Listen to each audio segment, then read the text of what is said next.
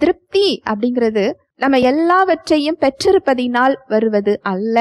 இந்த திருப்தி என்பது வெளியிலிருந்து வருவது அல்ல, அது உள்ளிருந்து வருவது, தேவனிடத்திலிருந்து வருவது.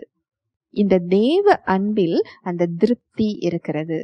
இந்த திருப்திய நீங்க மனிதர்கள் கிட்ட தேடலாம், படிப்பில் தேடலாம், பதவியில் தேடலாம். இதெல்லாமே ஒரு காணல் நீர்.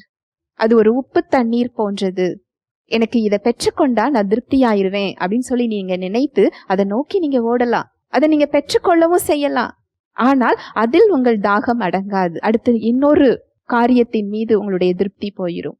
ஆனா நீங்க தேவ அன்பை அறிந்து கொள்ளும் போது, அதை அறிந்து கொண்டு அதை நீங்க விசுவாசித்து அதை பெற்றுக்கொள்ளுகின்ற அனுபவத்திற்கு வரும் பொழுது எந்த நிலைமையில் இருந்தாலும் உங்களால் மன ரம்மியமாக இருக்க முடியும்.